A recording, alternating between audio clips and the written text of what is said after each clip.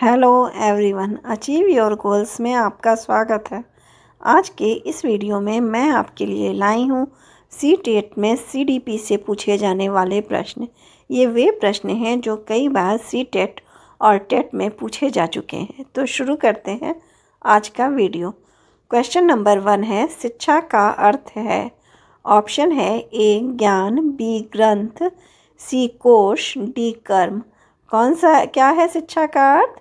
शिक्षा का अर्थ है ज्ञान, तो ऑप्शन ए हमारा सही होगा।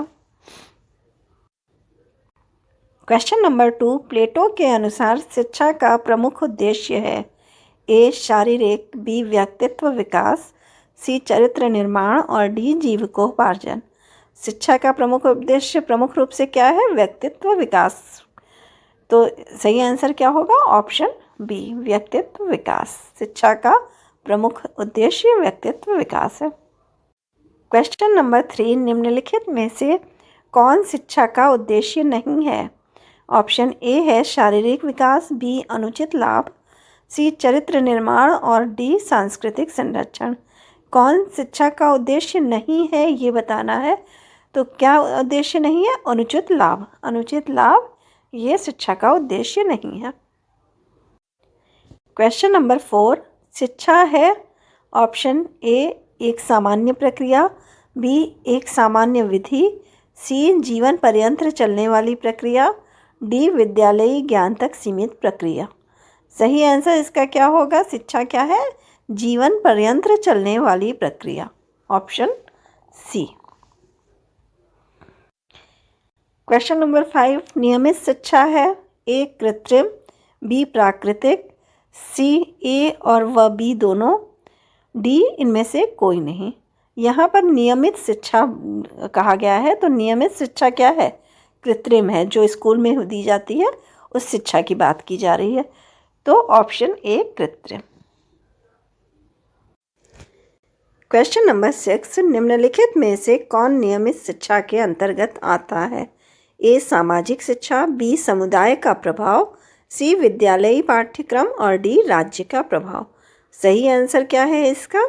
नियमित शिक्षा यानी कि जो रोज़ दी जाए, जो नियम पूर्वक दी जाए उसे कहते हैं। तो यहाँ सही आंसर क्या होगा? विद्यालयी पाठ्यक्रम। नियमित शिक्षा के अंतर्गत विद्यालयी पाठ्यक्रम आता है। क्वेश्चन नंबर 7, निम्नलिखित में से कौन शिक्षा का घटक नहीं है?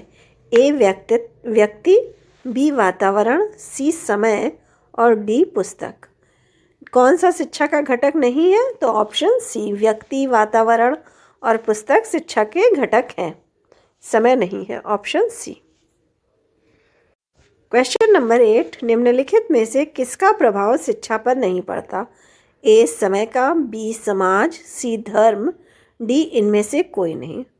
इसमें से किसका प्रभाव शिक्षा पर नहीं पड़ता है? तो किसी का भी प्रभाव नहीं पड़ता है, तो ऑप्शन डी सही होगा।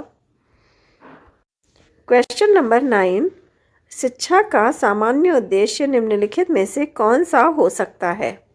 ऑप्शन ए अगली कक्षा में प्रवेश, बी डिग्री प्राप्त करना, सी व्यक्तित्व का विकास और डी इनमें से कोई नहीं। शिक्षा का सामान्य उद्देश्य क्या है? व्यक्तित्व का विकास है, तो ऑप्शन सी सही होगा। क्वेश्चन नंबर 10, राष्ट्रीय जीवन में शिक्षा का कार्य है। ए अंतर्राष्ट्रीय समझौते करना, बी अंतर्राष्ट्रीय तनाव बनाए रखना, सी संयुक्त राष्ट्र संघ से संबंध स्थापित करना, डी राष्ट्रीय एकता का विकास करना। शिक्षा का कार्य क्या है राष्ट्रीय जीवन में? कि राष्ट्रीय एकता को बनाए रखना। तो सही आंसर है ऑप्शन डी राष्ट्रीय एकता का विकास करना। क्वेश्चन नंबर 11, भारतीय शिक्षा आयोग ने भारतीय संदर्भ में शिक्षा के निम्नलिखित में से किस उद्देश्य की चर्चा नहीं की है? ए शिक्षा द्वारा भारत का आधुनिकीकरण करना, बी शिक्षा द्वारा उत्पादिता बढ़ाना, सी प्राचीन धार्मिक परंपराओं का पालन करना, डी शिक्षा द्वारा सामाजिक, नैतिक एवं आध्यात्मिक मूल्यों का विकास करना। क्या नहीं बताया है, किस उद्देश्य की चर्चा नहीं की है?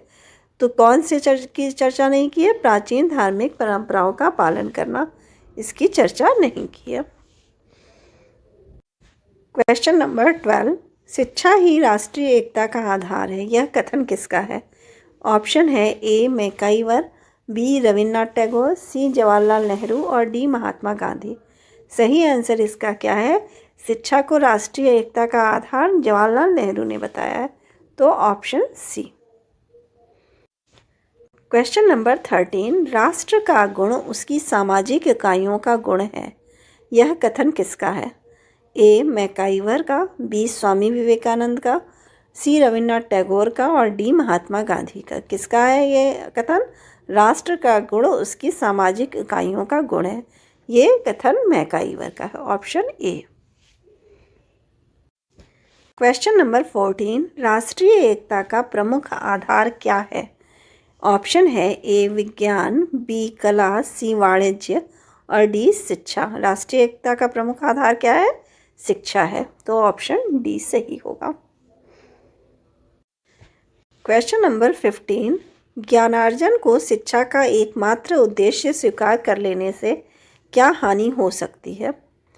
ऑप्शन ए व्यावहारिकता का समुचित विकास नहीं हो सकता, बी व्यक्ति का ध्यान अपनी रुचियों की ओर नहीं जाने की संभावना हो सकती है, सी व्यक्ति के सर्वांगीण विकास की अवहेलना हो सकती है और डी उपरोक्त सभी। तो ज्ञानार्जन को शिक्षा का एकमात्र उद्देश्य स्वीकार कर लेने से क्या हानि हो सकती है? अगर सिर्फ ज्ञान करना ही एकमात्र उद्देश्य होगा तो क्या हानि हो सकती है?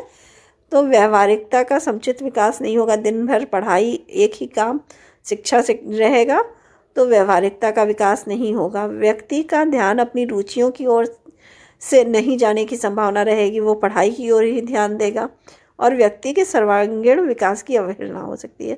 तो ये तीनों ही पॉइंट होंगे, तो यहाँ पे सही आंसर होगा उपरोक्त सभी। क्वेश्चन नंबर 16, चरित्र निर्माण को शिक्षा का एकमात्र उद्देश्य स्वीकार करने लेने से क्या हानियाँ हो सकती हैं?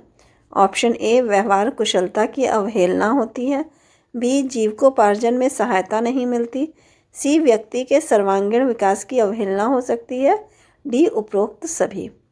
इसका सही आंसर क्या होगा? ऑप्शन डी उपरोक्त सभी।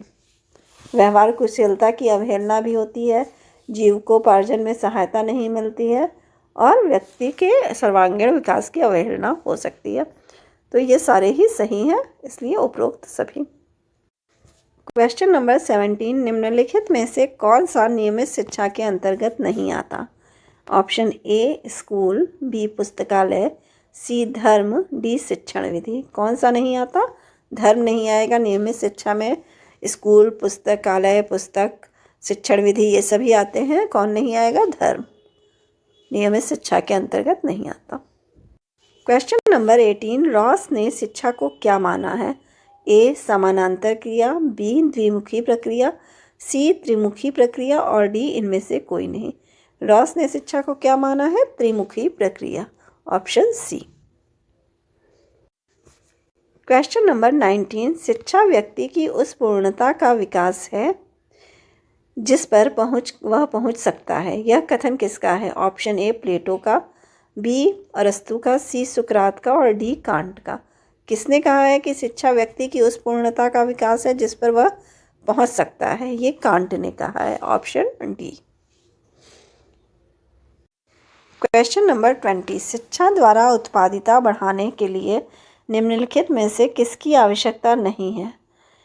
ऑप्शन है ए विज्ञान की शिक्षा, बी व्यावसायिक शिक्षा, सी धार्मिक शिक्षा और डी कार्यानुभव। शिक्षा द्वारा उत्पादिता बढ़ाने के लिए निम्नलिखित में से किसकी आवश्यकता नहीं है? तो धार्मिक शिक्षा की आवश्यकता नहीं है, ऑप्शन सी। क्वेश्चन नंबर 21, शिक्षा द्वारा निम्नलिखित में से क्या संभव नहीं है? ऑप्शन ए आधुनिकीकरण, बी राष्ट्रीय एकता, सी सामाजिक मूल्यों का विकास, डी उपरोक्त सभी संभव है। सही आंसर इसका क्या होगा? ऑप्शन डी उपरोक्त सभी संभव है। क्वेश्चन नंबर 22, निम्नलिखित में से कौन पाठ्यक्रम विकास को प्रभावित करने वाला कारक है? ए समाज एवं परिवेश, बी शिक्षा आयोग एवं समितियां, सी शिक्षा के उद्देश्य और डी उपरोक्त सभी।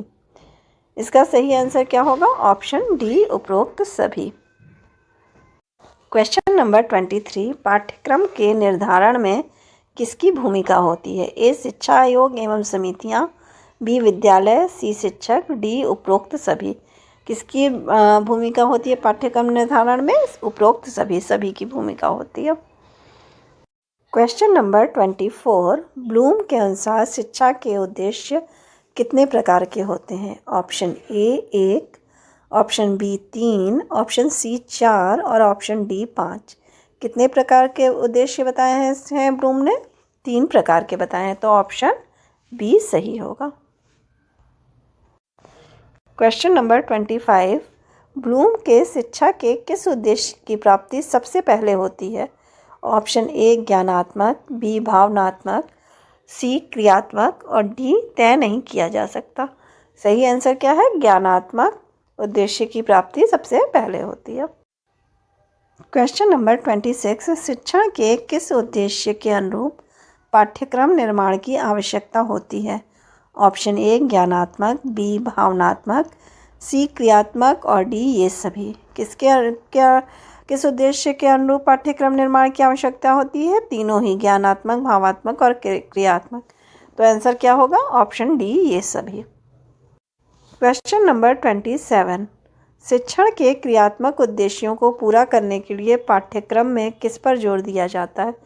ए, सिद्धांत एवं अवधारणा पर, ऑप्शन बी क्रिया एवं प्रयोग पर, ऑप्शन सी विद्यालय प्रबंधन पर और ऑप्शन डी इनमें से कोई नहीं।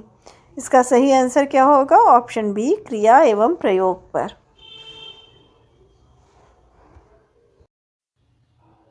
क्वेश्चन नंबर 28, पाठ्यक्रम निर्माण में सर्वाधिक महत्व किसको दिया जाना चाहिए? ए, व्यक्तिगत विभिन्नता को, बी, शिक्षक का कौशल, सी, विद्यालय की व्यवस्था और डी, छात्र की आर्थिक स्थिति। इसमें सबसे सर्वाधिक महत्व किसको देना चाहिए पाठ्यक्रम निर्माण के समय? व्यक्तिगत विभिन्नता को। तो ऑप्शन ए सही होगा।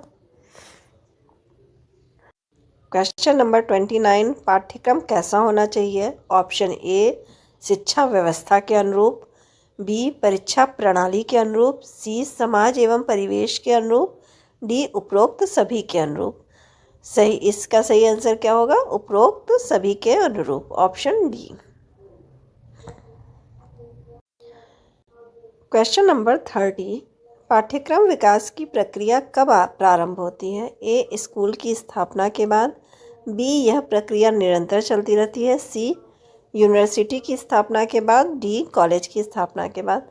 इसका सही आंसर क्या होगा? ऑप्शन बी, यह प्रक्रिया निरंतर चलती रहती है। अगर आपको मेरी ये वीडियो पसंद आई हो तो प्लीज़ लाइक और सब्सक्राइब करें। Thank you.